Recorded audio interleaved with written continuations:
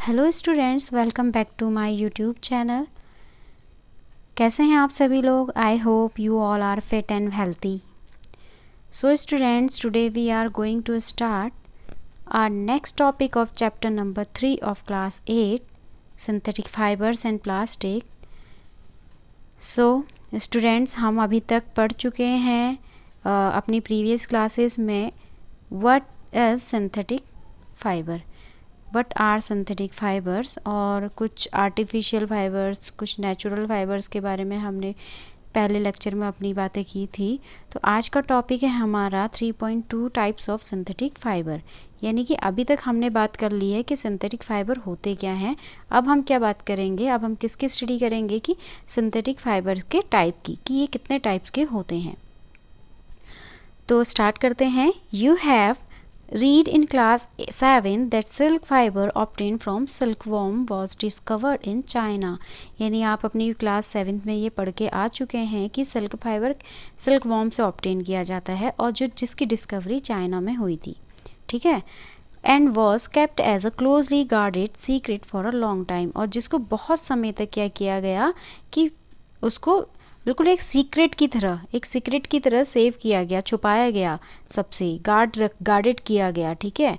लंबे समय तक, लॉन्ग टाइम तक क्या करा, उस जितनी भी ये सिल्क वॉर्म से जो सिल्क प्रोडक्शन की डिस्कवरी हुई थी चाइना के थ्रू, तो वहाँ पे क्या किया गया, इसको काफ़ी लॉन्ग टाइम तक इसको गार्डेड किया गया, सीक्रेट रखा गया। ओके।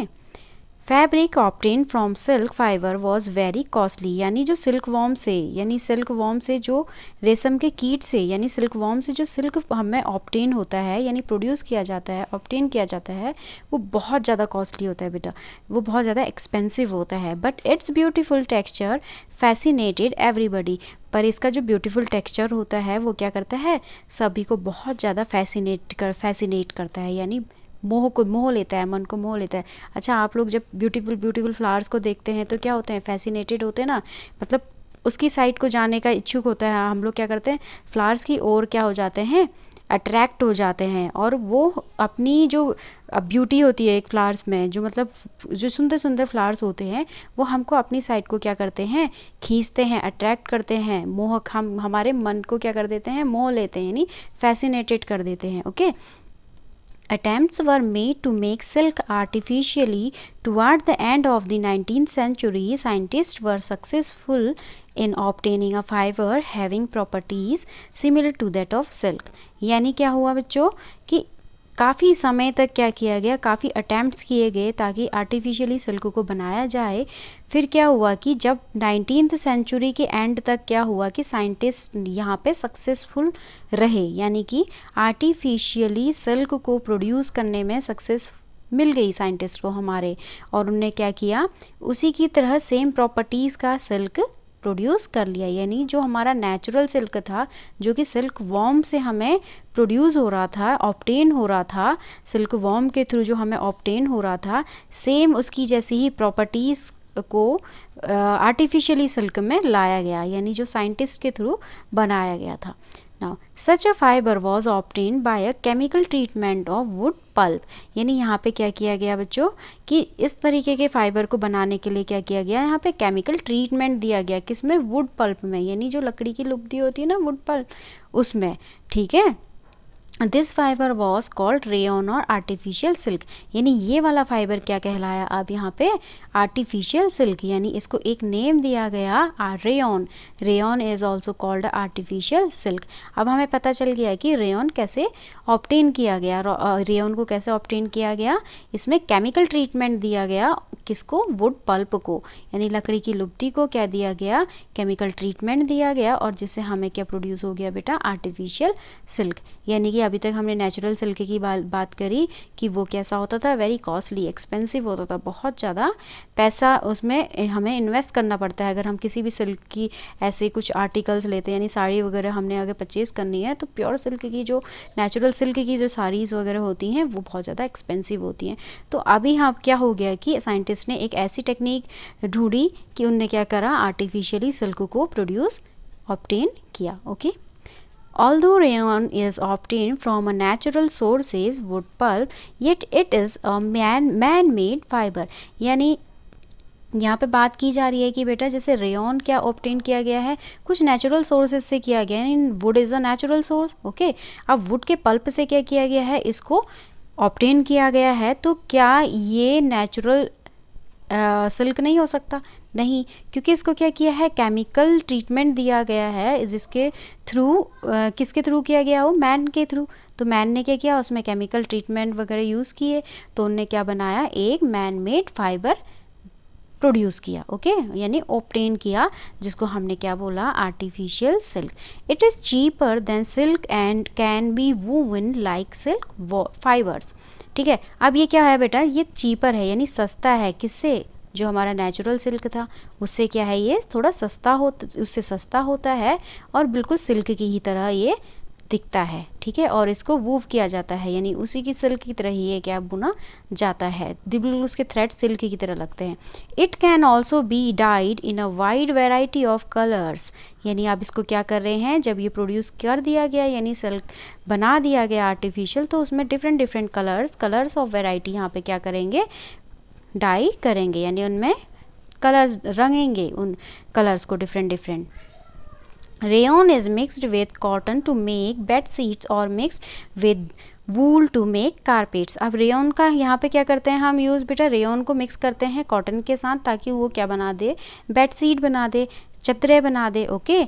और मिक्स करते हैं जब वूल के साथ, तो वो क्या बन जाती हैं, उनसे कारपेट्स बन जाती हैं। यहाँ पे यानी कि यहाँ पे हमने आर्टिफिशियल सिल्क का एक टाइप पढ़ा जिसका नाम था रेयन, और रेयन को क्या किया गया है, आर्टिफिशियली बनाया गया है, यानी मैन मेड है, ह्यूमन ने बनाया है। और कैसे बनाया है, वुड पल्प से इसको बनाया है। ठीक है, वुड के पल्प के थ्रू इसको बनाया गया है, ऑब्टेन किया गया है। उसके बाद इसमें क्या की, डाई की, और इसको कॉटन के साथ मिक्स करके बेड शीट्स बनाई गई रेयन को, और जब वूल के साथ इसको मिक्स किया तो क्या बनाई, कारपेट्स बनाई, ओके।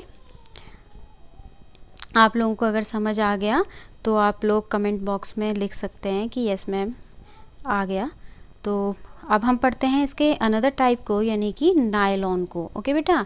अब इसका सेकंड टाइप है nylon. Nylon is another man made fibre, यानी नायलॉन क्या है, एक अलग टाइप का मैन मेड फाइबर है। फर्स्ट हमने रेयन के बारे में पढ़ा, अब हम पढ़ रहे हैं नायलॉन के बारे में। ये भी एक अलग टाइप का मैन मेड फाइबर है बेटा, जो कि 1931 में, यानी इन 1931 it was made without using any natural raw material. यानी कि यहाँ पे क्या बात हो रही है कि ये 1931 में ऑब्टेन किया गया था। इसमें क्या हुआ कि बिना किसी, it was made without using any natural raw material, यानी यहाँ पे कोई भी नेचुरल रॉ मटेरियल का यूज़ नहीं किया गया, जैसे कि प्लांट्स या एनिमल्स से यहाँ पे कुछ भी रॉ मटेरियल नहीं लिया गया। जैसे कि अभी हमने रेयन में स्टडी करी थी कि रेयन में क्या हुआ था, वुड पल्प को यूज़ किया गया था, जबकि नायलॉन में ऐसा कुछ भी नेचुरल रॉ मटेरियल यूज़ नहीं किया गया है, okay. It was prepared from coal, water and air, यानी ये किससे बनाया है, नायलॉन को किससे प्रिपेयर किया गया है बेटा, ये किया गया है कोल से, वाटर से और एयर के थ्रू। ये कोल से, वाटर से और एयर से क्या किया गया है, इसको प्रिपेयर किया गया है। It was the first fully synthetic fibre, यानी ये पहला ऐसा फाइबर है जो फुली सिंथेटिक है, okay. Nylon fiber was strong, elastic and light. It was lustrous and easy to wash. यानी जो नायलॉन फाइबर है बेटा, वो कैसा होता है, स्ट्रॉन्ग होता है, इलास्टिक यानी खींचने में क्या होगा, इलास्टिक लाइक होगा, इलास्टिसिटी होगी इसमें, एंड क्या होता है, लाइट वेट का होता है, ओके। और ये कैसा होता है, इट वॉज लस्ट्रस और एंड ईजी टू वॉश, और वॉशेबल भी ये ईजिली होता है। So it became very popular for making clothes, इसीलिए ये क्या हो गया, बहुत ज़्यादा पॉपुलर हो गया कपड़ों को बनाने में, यानी क्लोथ्स की मेकिंग में ये बहुत ज़्यादा पॉपुलर है, कौन, नायलॉन।